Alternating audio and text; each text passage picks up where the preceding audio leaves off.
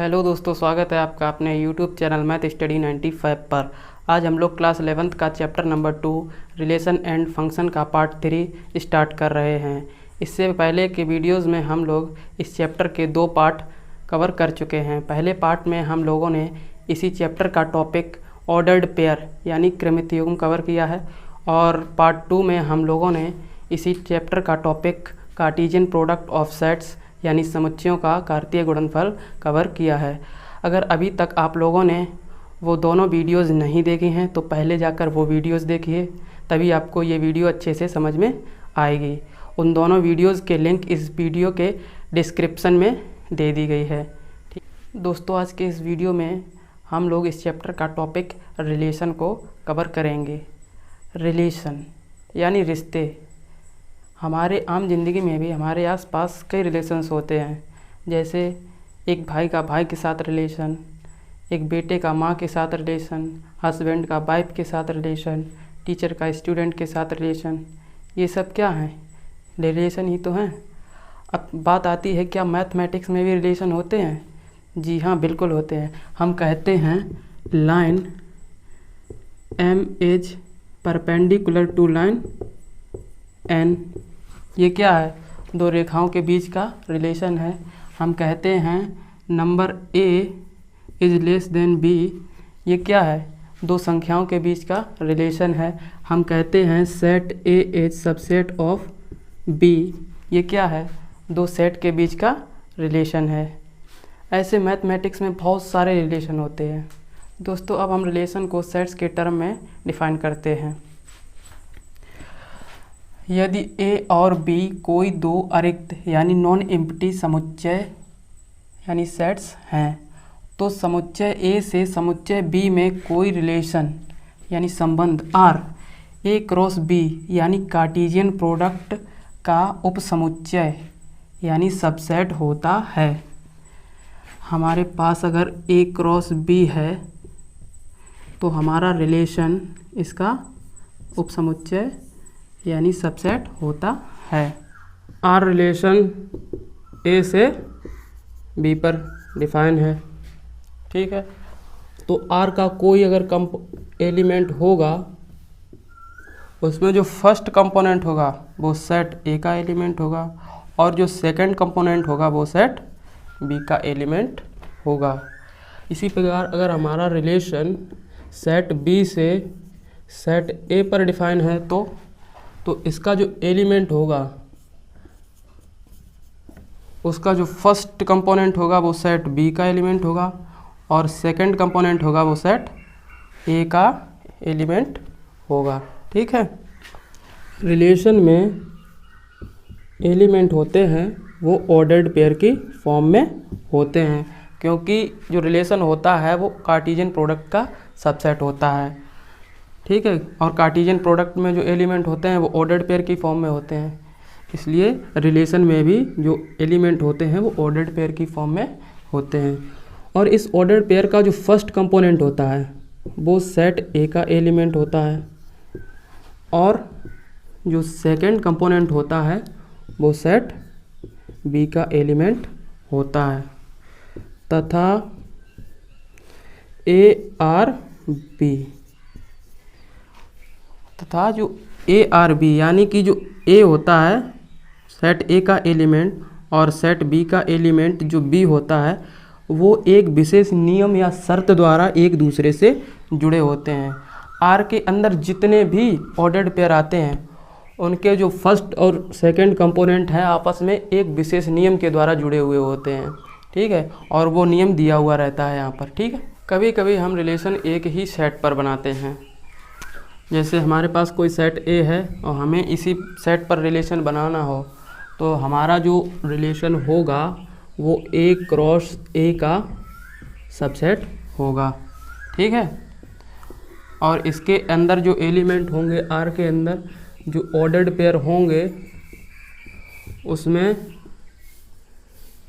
ए और बी दोनों एलिमेंट होंगे सेट ए के, और ए और बी रिलेशन आर द्वारा आपस में रिलेटेड होंगे। ठीक है, आइए रिलेशन को एक एग्जाम्पल के थ्रू समझने की कोशिश करते हैं। कोई दो सेट हैं, एक ए है जिसमें एलिमेंट हैं 1 2 3 और एक सेट बी है जिसमें एलिमेंट हैं 4 5। हमारे पास कोई दो सेट हैं, तो इसका A cross B Cartesian product A और बी का क्या होगा?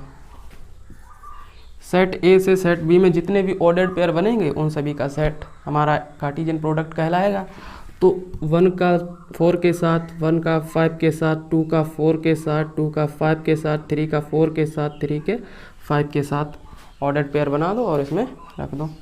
तो 1 का 4 के साथ 1, 4, 1 का 5 के साथ 1, 5, 2, 4, 2, 5, 3, 4 और 3, 5। ये हो गया हमारा Cartesian product A cross B. अब हम एक रिलेशन सेट ए से बी में डिफाइन करते हैं। जैसे रिलेशन ये है और ये किस प्रकार डिफाइन है? ए कॉमा बी सच दैट ए है सेट ए का एलिमेंट और बी है सेट बी का एलिमेंट, तथा कंडीशन क्या है? कंडीशन है ए प्लस बी लेस देन 7। तो आर के अंदर वो एलिमेंट, वो ऑर्डर्ड पेयर आ जाएंगे जो इस कंडीशन को फॉलो करते हो। ठीक है, तो देखते हैं आर के अंदर कौन कौन ऑर्डर्ड पेयर आएंगे। मतलब फर्स्ट कंपोनेंट और सेकंड कंपोनेंट को अगर हम जोड़ें तो वो 7 से कम रहे, तो इसमें 1 4 5 ही होता है। 1 5 6, 2 4 6, तो ये एलिमेंट होंगे आर के। 1, 4, 1, 5, 2, 4, 2, 5। क्या 2, 5 आर का एलिमेंट होगा? नहीं होगा, क्योंकि कंडीशन क्या है? ए प्लस बी लेस देन 7, यानी कि ये फर्स्ट कंपोनेंट और सेकंड कंपोनेंट को जब हम जोड़ें तो ये 7 से कम है। ये तो 7 हो रहा है, 2 और 5 7 हो रहा है, तो ये एलिमेंट इसमें नहीं होगा। ठीक, इसी प्रकार देखते हैं 3, 4, ये भी 7 हो रहा है। 3, 4, 3, 5 ये 8 हो रहा है, तो ये एलिमेंट, ये ऑर्डर्ड पेयर इस रिलेशन में नहीं आएंगे। तो ये बन गया हमारा रिलेशन। इस रिलेशन में केवल ए क्रॉस बी के 3 ही ऑर्डर्ड पेयर आए हैं। तो हम देखते हैं कि जो आर होता है वो ए क्रॉस बी का सबसेट होता है। ठीक है दोस्तों, अब हम देखते हैं रिलेशन पर कुछ ऑब्जर्वेशंस। हमारे पास दो सेट दिए हुए हैं, एक ए है एक बी है। ए में element A B C D हैं और बी में एलिमेंट 1 2 3 4 हैं। ठीक है, और दो रिलेशन दिए हुए हैं R1 और R2। R1 में एलिमेंट ये दिए हुए हैं और R2 में ये। हमसे पूछा गया है कि निम्न में से कौन सेट ए से सेट बी में रिलेशन है। हमको कैसे पता करेंगे हम लोग कि ये रिलेशन है या नहीं है? ऐसे देख के तो बता नहीं सकते। तो उसके लिए हमने आपको अभी बताया था कि जो रिलेशन होता है वो Cartesian product A cross B का सबसेट होता है। तो देखते हैं अगर ये दोनों सबसेट हुए तो ये रिलेशन होंगे, अगर नहीं है सबसेट उसके ए क्रॉस बी के तो ये रिलेशन भी नहीं होंगे। तो हम देखते हैं इनके एक एक एलिमेंट चेक कर लेते हैं कि क्या ये ए क्रॉस बी में होंगे। ए कॉमा 1 ए क्रॉस बी में होगा। ए कॉमा 2 ए क्रॉस बी में होगा। सी कॉमा 3 ए क्रॉस बी में होगा। अब डी कॉमा 4 ये भी ए क्रॉस बी में होगा। अतः ये R1 सबसेट है किसका? ए क्रॉस बी का। अतः R1 सेट ए से सेट बी में एक रिलेशन है। ठीक है, अब हम देखते हैं R2। इसी प्रकार R2 के सभी एलिमेंट्स चेक कर लेते हैं। R2 में जो फर्स्ट ऑर्डर्ड पेयर है A, 2, ये भी कार्टेशियन प्रोडक्ट में होगा। B, 3, ये भी कार्टेशियन प्रोडक्ट का एलिमेंट है। 3, C, मतलब जो ऑर्डर्ड पेयर में फर्स्ट कंपोनेंट है वो A का ना हो करके किसका है, B का। और हमने बताया है अगर A क्रॉस B में जो एलिमेंट होते हैं, ऑर्डर्ड पेयर होते हैं, उनमें जो फर्स्ट कंपोनेंट होता है वो सेट A का होता है और सेकंड कंपोनेंट होता है वो सेट B का होता है। लेकिन यहाँ हम देख रहे हैं जो फर्स्ट कंपोनेंट है वो सेट B का एलिमेंट है और जो सेकंड कंपोनेंट है वो सेट A का एलिमेंट है। ये एलिमेंट A क्रॉस B का नहीं है। तो हम देखते हैं 3,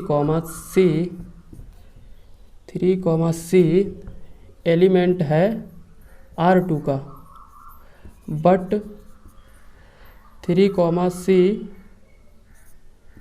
एलिमेंट नहीं है किसका, A क्रॉस B का।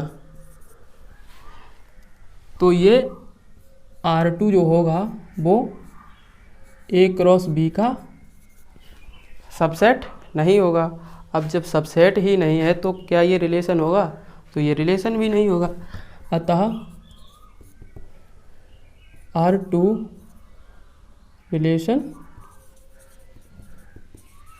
नहीं है। ठीक है, आइए दोस्तों अब हम देखते हैं संबंध का निरूपण, रिप्रेजेंटेशन ऑफ अ रिलेशन। किसी संबंध को रिप्रेजेंट कैसे किया जाता है। इसकी 3 विधियां हैं, रोस्टर विधि, रोस्टर मेथड, समुच्चय निर्माण विधि, सेट बिल्डर मेथड, तीर आरेख द्वारा, बाय एरो डायग्राम। ठीक है, हम एक एक करके समझते हैं। रोस्टर विधि में क्या होता है कि R में जो भी ऑर्डर्ड पेयर आते हैं उन ऑर्डर्ड पेयर के सेट्स के रूप में लिख दिया जाता है। जैसे 1, 2, 5, 6, 7, 8, 9, 4। बस ये ऑर्डर्ड पेयर जितने हों उनको एक सेट के रूप में लिख दो, वही होगी हमारी रोस्टर मेथड। अब हम देखते हैं set builder method. Set builder method में क्या होता है, जो R होता है वो इस प्रकार रिप्रेजेंट किया जाता है A, B such that A element है सेट A का और B एलिमेंट है सेट B का, तथा A R B कोई जनरल एलिमेंट लिख लिया जाता है इसका रिलेशन का, और उनके बीच में जो शर्तें होती हैं एलिमेंट मतलब फर्स्ट कंपोनेंट और सेकंड कंपोनेंट के जो बीच में जो नियम होता है, जिस नियम से ये ऑर्डर्ड पेयर के जो कंपोनेंट हैं आपस में जुड़े होते हैं, वो नियम लिख दिया जाता है। ठीक है, तो ये हो जाता है समुच्चय निर्माण विधि। अब हम देखते हैं तीर आरेख विधि बाय एरो डायग्राम। ये विजुअल रिप्रेजेंटेशन होता है सेट रिलेशन को दिखाने का। A और B, सेट A है और ये सेट B है। इसमें एलिमेंट मान लिया 1, 2, 3, 4, इसमें है A, B, C, D। तो रिलेशन में जो एलिमेंट है उनको जोड़ दो। जैसे फर्स्ट है B से, 1 है B से, 2 है A से, 3 है 4 से, और ये 4 और C खाली हैं तो कोई दिक्कत नहीं। ठीक है, तो इस प्रकार जो इनको जोड़ दिया जाता है ये होता है विजुअल रिप्रेजेंटेशन, इसको कहते हैं बाय एरो डायग्राम मेथड। ठीक है, आइए अब हम देखते हैं संबंधों की कुल संख्या, total number of relations. Set A से सेट B में कितने रिलेशंस हो सकते हैं, तो ये इस बात पर डिपेंड करता है कि सेट A में कितने एलिमेंट हैं और सेट B में कितने एलिमेंट हैं। तो हमने माना हमारे पास सेट A है, उसमें नंबर ऑफ एलिमेंट्स हैं P, ठीक, और दूसरा सेट है B जिसमें नंबर ऑफ एलिमेंट्स हैं Q। तो A क्रॉस B में कितने एलिमेंट होंगे, पी क्यू। ठीक है, अब हम देखें कि ए क्रॉस बी के कितने सबसेट हो सकते हैं। तो ए क्रॉस बी के सबसेट की संख्या जो होगी वो होगी 2 की पावर पी क्यू, क्योंकि किसी सेट में अगर n एलिमेंट हैं तो उसके जो सबसेट हो सकते हैं वो 2 की पावर n हो सकते हैं। ठीक है, तो ए क्रॉस बी में जो एलिमेंट हैं पी क्यू हैं, तो ए क्रॉस बी के सबसेट की संख्या 2 की पावर क्यू पी। और हम जानते हैं कि ए क्रॉस बी के जितने सबसेट होते हैं वो सब क्या होते हैं, रिलेशन होते हैं। ठीक, सेट ए से सेट बी में। अतः सेट ए से बी में संबंधों की कुल संख्या जो होगी वो होगी 2 की पावर पी क्यू। ठीक है, सेट ए में अगर एलिमेंट p हैं, सेट बी में एलिमेंट q हैं, तो ए क्रॉस बी में एलिमेंट होंगे पी क्यू। तो ए से बी में संबंधों की कुल संख्या जो होगी वो 2 की पावर पी क्यू होगी। ठीक है, आइए दोस्तों अब हम पढ़ते हैं संबंध का प्रांत तथा परिसर, domain and range of a relation. Domain और रेंज क्या होते हैं। कोई रिलेशन ए से बी में डिफाइन है तो आर के अंदर जितने भी ऑर्डर्ड पेयर होंगे उन सभी ऑर्डर्ड पेयर से फर्स्ट कंपोनेंट लेकर के जो हमारा सेट बनता है वही कहलाता है रिलेशन का डोमेन। और इसको लिखते कैसे हैं, domain of R A such that A belongs to A तथा A comma B belongs to R. यानी जो भी आर के अंदर ऑर्डर्ड पेयर आते हैं उनमें से फर्स्ट कंपोनेंट लेकर के जो सेट बनता है वही कहलाता है हमारा डोमेन। ठीक है दोस्तों, इसी प्रकार हमारा रेंज भी होता है।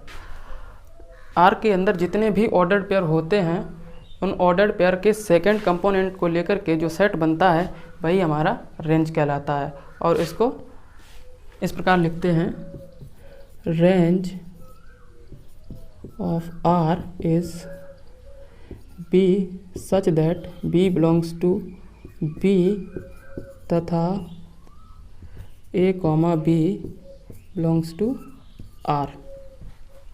और हाँ, एक बात और, डोमेन के अंदर सेट ए के केवल वही एलिमेंट्स आते हैं जो सेट बी के एलिमेंट्स से जुड़े हुए होते हैं। इसी प्रकार रेंज के अंदर सेट बी के वही एलिमेंट आते हैं जो रिलेशन के द्वारा सेट ए के एलिमेंट से जुड़े होते हैं। तो हमारा जो डोमेन होता है वो सबसेट होता है किसका, ए का। और जो रेंज होता है वो सबसेट होता है किसका, बी का। ठीक है, आइए दोस्तों इस पर एक एग्जांपल देखते हैं। एक सेट ए दिया हुआ है जिसमें एलिमेंट है 1 2 3 4। एक सेट बी दिया हुआ है जिसमें एलिमेंट हैं 5 7 8 11 15। तो एक रिलेशन दिया हुआ है किस प्रकार, ए कॉमा बी, ए अवयव है ए का और बी अवयव है सेट बी का, तथा ये कंडीशन दी हुई है b इक्वल्स टू 2a + 3। यानी इस कंडीशन के आधार पर ही ए और बी होंगे। ठीक है, ऑर्डर्ड पेयर इसमें होंगे। तो पूछा क्या गया है, आर को रोस्टर फॉर्म में लिखिए, आर का डोमेन तथा रेंज ज्ञात कीजिए, आर को एरो डायग्राम द्वारा दर्शाइए। तो हम आर को रोस्टर फॉर्म में लिखेंगे, जितने भी ऑर्डर्ड पेयर होंगे उन ऑर्डर्ड पेयर का सेट बना लेंगे, वही हो जाएगी हमारी रोस्टर फॉर्म। तो इसमें जो कंडीशन क्या है, b इक्वल टू 2a + 3। जब हम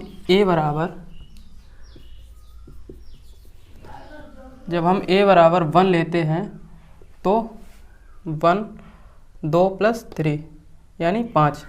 जब हम a बराबर 1 लेते हैं तो b कितना आता है 5। जब हम a बराबर 2 लेते हैं तो यहाँ 2 रखिए, 2 दूनी 4 3 7, तो b कितना आता है 7। ठीक है।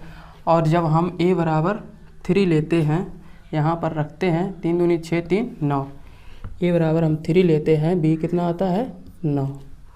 हम देखते हैं 9 तो सेट बी में है ही नहीं, 9 जो एलिमेंट है वो सेट बी का है ही नहीं, तो ये ऑर्डर्ड पेयर नहीं होगा इसमें। ठीक है। अब हम 4 लेते हैं, जब हम 4 लिखते हैं यहाँ पर 4 दूनी 8 3 11, तो 4, 11, यही जो हमारा ऑर्डर्ड पेयर का सेट बना, यही रिलेशन हो गया रोस्टर फॉर्म में। ठीक है। अब क्या कहता है हमसे, आर का डोमेन तथा रेंज ज्ञात कीजिए।